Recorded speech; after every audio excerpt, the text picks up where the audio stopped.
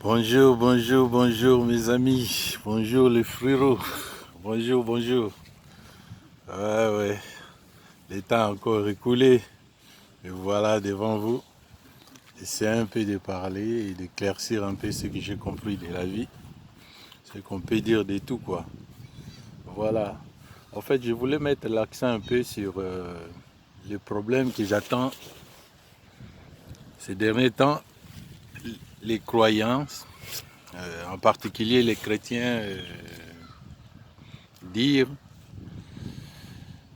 les bâtiments. Dieu n'habite pas dans les bâtiments. Dieu n'habite pas dans les églises. Mes amis, vous voyez, quand on veut prêcher, il faut qu'on prêche des choses qu'on maîtrise. Il faut qu'on prêche des choses qu'on a l'expérience. C'est pas bien de dire des choses parce qu'on a pensé. Non, c'est pas bien. J'ai souvent et toujours dit, si vous n'avez pas la capacité d'aller au ciel, restez sur la terre. Vivez selon les coutumes, les habitudes. Restez dans la normalité ordinaire, ce que notre mère nous donne, au lieu de dire de n'importe quoi. Voilà. Par exemple, quand vous dites Dieu n'habite pas dans l'église, dans le bâtiment. Moi aussi, je peux vous poser une simple question. Vous connaissez un endroit où Dieu n'habite pas, où Dieu n'existe pas, où Dieu ne peut pas aller pour que j'aille faire mes bêtises là-bas? Si Dieu n'habite pas dans les temples construits des hommes, parce que c'est écrit, d'accord. Mais dis-moi, ou montrez-moi un endroit où Dieu n'existe pas pour que j'aille faire mes bêtises. Vous voyez? Quand on lit Genèse, on voit bien que le monde n'existait pas. Tout est venu par Dieu. Voilà. On ne peut pas trop rentrer dans ces détails-là, on ne va pas avancer. Mais cette pensée-là de dire que Dieu n'habite pas dans les choses faites des hommes, c'est pas correct, c'est pas bon. Il faut qu'on en parle autrement. La vie a changé, l'homme a grandi, il faut aussi voir des choses en grand. Dieu existe partout. Dieu est Dieu. Dieu est l'intelligence. Dieu est la lumière. Dieu est la vie. Partout où il y a la vie, il y a Dieu. Si dans le bâtiment, si dans les églises, il y a des vies, donc Dieu, il existe là. Si à la maison, il y a des vies, donc Dieu existe là. Voilà. Donc, on devait changer notre vision de voir les choses. Dieu habite partout. Dieu, il est dans tous les sens. Dieu, il est dans toute vie. Dieu, il est dans l'eau. Dieu, il est dans l'air. Dieu, il est dans le soleil. Dieu, il est dans le sang. Dieu, il est ce qu'il est. Voilà. Donc cette pensée-là, c'est pas juste. C'est pas juste. Il faut qu'on évolue. Si vous trouvez par exemple que vivre en communauté, ça vous rend un peu difficile. Vous pouvez vous exiler, oui, mais une personne qui abandonne la société pour aller vivre tout seul, croyez-moi, il n'évolue pas. Tous les saints, tous les grands mystiques l'ont dit. On est sur terre pour vivre toutes ces épreuves. Que les églises ou les frères nous créent des problèmes, ça fait partie de notre évolution. Parce qu'il n'est pas frère pour rien. Parce qu'il n'est pas notre ennemi pour rien. Ce qui est devant nous, ce qui est dans notre vie, et nous. Si on a un tyran, il y a une cause qui fait qu'il y ait ce tyran-là devant nous et dans notre vie. Si on a un voleur, il y a une cause qui fait qu'il y ait un voleur dans notre vie. Donc il faut vraiment qu'on change la vision de voir les choses. Dieu est partout, Dieu est dans les églises, Dieu est dans la vie, Dieu est dans toute chose qui vit. Dieu est la vie, Dieu est l'ensemble de tout. C'est l'équilibre, c'est l'intelligence. Voilà. Voilà, voilà. Et on parle aussi de dîmes. Les dîmes, c'est quoi? Vous pouvez avancer ou dire tous vos trucs là. Non. Au fait, vous donnez l'argent. Actuellement, on n'appelle plus dîmes, on appelle ça service désintéressé, faire un travail désintéressé. Nous vivons dans une société où tout est payant. Il faut payer l'électricité, il faut payer les transports. On est intelligent, on sait bien qu'on n'a que 24 heures. Si vous avez une personne qui vous prêche, qui fait des prières pour vous, surtout vous les ecclésiastes là, il y a des gens qui prient pour vous pendant 2 heures, 3 heures, 4 heures. S'il y a 5, 6 personnes qui se présentent à lui, comment il va faire? Comment il va aller travailler? Vous voyez? Il y a des choses, on n'a pas besoin que ça soit écrit pour comprendre que non, si vous pouvez l'aider, pour qu'il vive mieux et qu'il continue son travail, ça ne dérange pas. Il faut éviter cette façon de voir les choses qui est, le pasteur il est devenu riche, riche, riche, riche, riche. Non, non, il ne faut pas être matérialiste. Toi, il faut comprendre qu'est-ce que tu viens chercher chez les pasteurs. Qu'est-ce qui sort de bon en lui? Si on essaye tout le temps de critiquer, de dénigrer, on n'aura plus de grands pasteurs. Parce qu'on ne peut pas devenir grand sans être petit.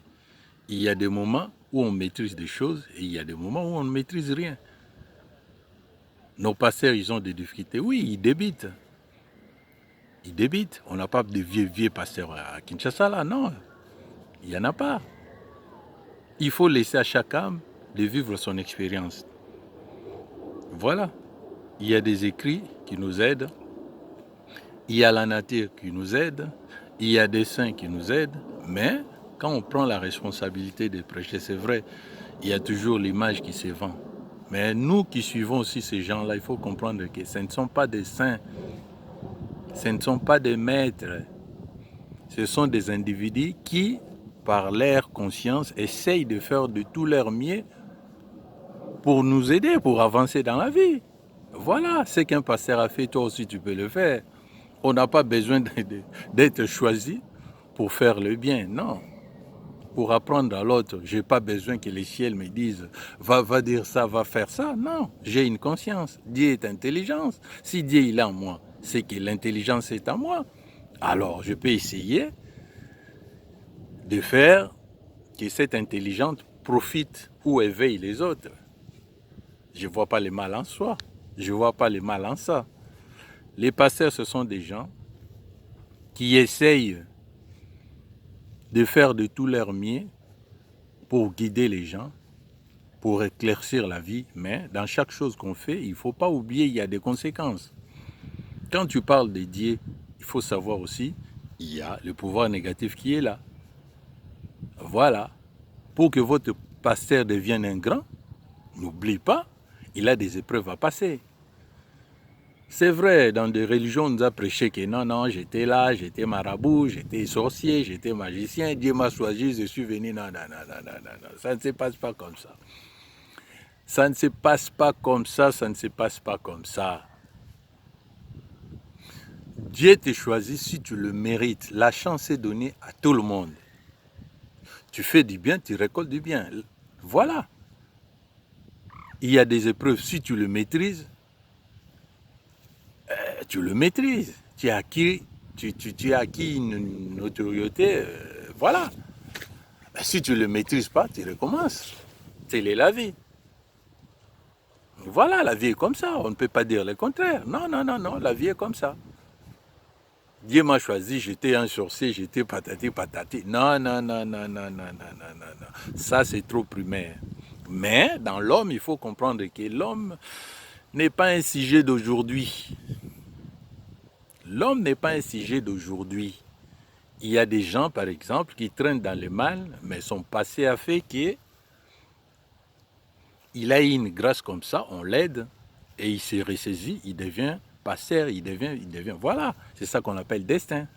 C'est vrai, dans la religion chrétienne, surtout d'aujourd'hui, on n'a pas trop parler de la réincarnation, mais si on comprend bien comment la réincarnation marche, on va comprendre que comment une personne qui était un brigand, qui était comme ça, du coup, un moment, il se stabilise et il avance. Voilà. Mais la manière dont on essaye de prendre les choses, c'est pas ça. Donc, si vous voulez qu'on ait des gens grands, des vrais pasteurs, il faut leur donner les chances d'avancer. Il faut accepter aussi leurs bêtises. Il faut accepter aussi leurs difficultés. C'est pas facile. Vous dites aux gens d'aller prier à la maison. Voilà. Quand on prie, c'est des énergies que vous attirez vers vous. Et n'oublions pas, nous vivons dans un monde où quand tu prends l'énergie positive, le négatif est à côté. Il vient. Toi, tu pries, oui. Mais comment je peux le dire? Je peux le dire comme ça. Je viens, je prie sur moi-même ou on prie ensemble. Quand on prie aujourd'hui, on prie. L'énergie là qu'on dégage, les pouvoirs négatifs aussi, il a besoin de ça. C'est comme ça que les âmes évoluent. Tu peux donner la chance aux âmes qui étaient dans les noirs. Par exemple, disons, des âmes qui traînaient de gauche à droite. Du coup, ils se retrouvent qu'ils ont vu des gens qui prient, ils viennent, par votre grâce, ça tombe sur eux, et voilà, ils retrouvent la bonne voie. Où ils ont beaucoup d'énergie pour aller dans les lieux de repos. Vous voyez, ça c'est une façon de parler, mais en réalité c'est quoi? Il peut dire, bon, il vient devant toi, toi tu ne vois pas. Tu continues toujours à faire ta prière. Mais lui, il est là, il fait tous ces grimaces, il essaye de te parler, tu n'es pas concentré. Ou tu n'as pas développé ce sens-là. Qu'est-ce qu'il fait? Il dit, bon, je m'apprends à ses enfants. Il s'en prend à tes enfants. Pourquoi? Parce que quand tu vas voir que ton enfant, il est malade, du coup, tu vas prier. Quand tu vas prier, le nez là qui s'est créé entre lui et l'enfant, va lui permettre maintenant, avec ta grâce, la prière que tu as fait, de lui libérer. Vous voyez par exemple comment on peut être attaqué par des âmes. Ça ne signifie pas toujours qu'il t'a attaqué parce qu'il veut du mal sur toi. Non, il t'a attaqué parce que tu es inconscient pour t'éveiller. Voilà par exemple. Et quand je vois des gens rigoler par exemple que non, le pasteur, ses enfants ne sont pas comme ça, ils sont pas comme ça, ils sont... Non, ou on raisonne d'une manière spirituelle, ou on raisonne d'une manière classique. Quand on parle de Dieu, il faut raisonner en tant que Dieu. Quand on est dans l'esprit, il faut être dans l'esprit.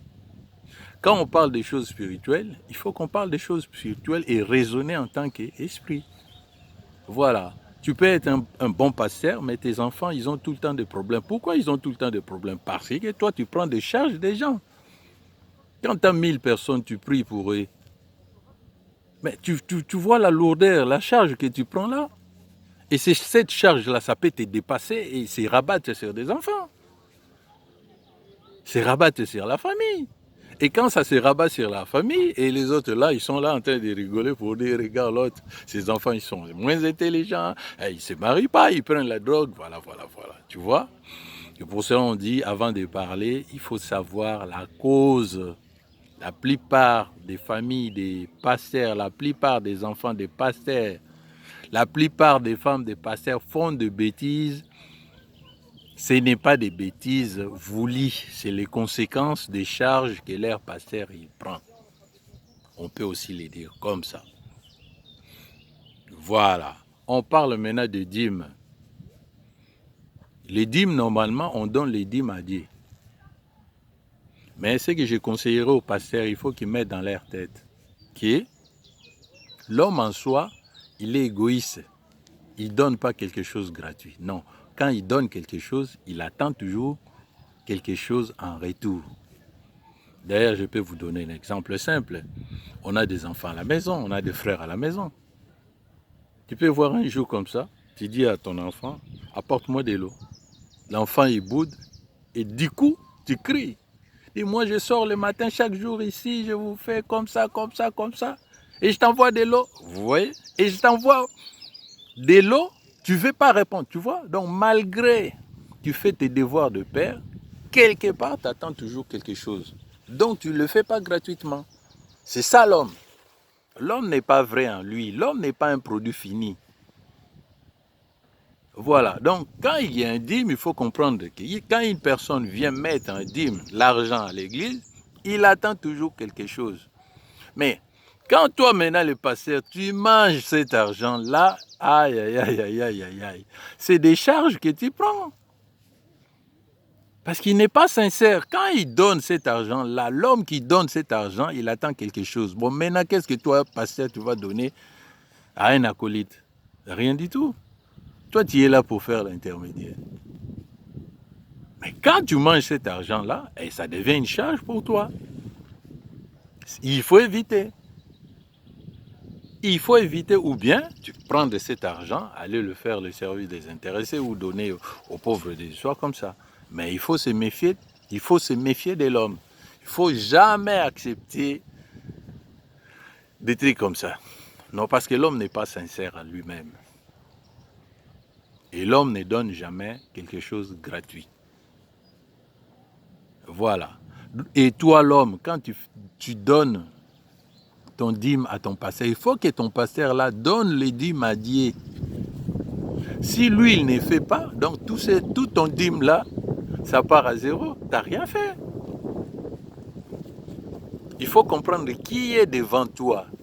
Qui est devant toi? Qui te guide? À qui t'a donné ton âme?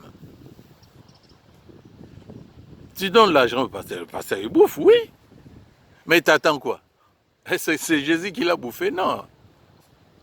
C'est ton pasteur qui l'a bouffé. Voilà. Donc ce sont des choses un peu complexes. Très, très, très complexes. Très, très complexes. On ne peut pas dire des choses avec légèreté comme ça, non. On ne peut pas laisser le pasteur toutes les charges à lui-même. On ne peut pas aussi donner l'argent n'importe comment, n'importe qui, soi-disant, il est pasteur. Vous voyez que tout ça, ça devient karmique et c'est compliqué.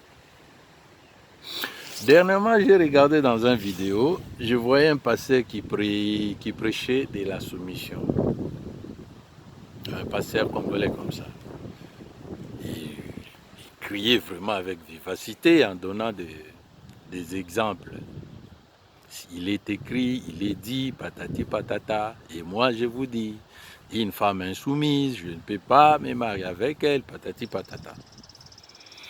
À première vue, l'homme ne voit pas les dégâts qu'il fait ou des bêtises qu'il dit. Il ne voit pas ça. Pourquoi? Parce qu'il est dans le mental, parce qu'il raisonne. Voilà. Mais si un jour, si au moins ces pasteurs-là comprenaient que la femme est une âme et il raisonnait comme une âme, il allait comprendre le bêtise qu'il disait. Tu dis à une âme, une personne, il est Dieu en soi. Tu dis à un Dieu de se soumettre devant une personne qui n'est pas Dieu. L'homme ou le mari, il n'est pas Dieu, il n'est pas juste, il n'est pas correct. T'envoies une personne de se soumettre devant lui, mais attends, est-ce que vous comprenez la gravité des choses? Dire à un Dieu d'aller se soumettre à un homme,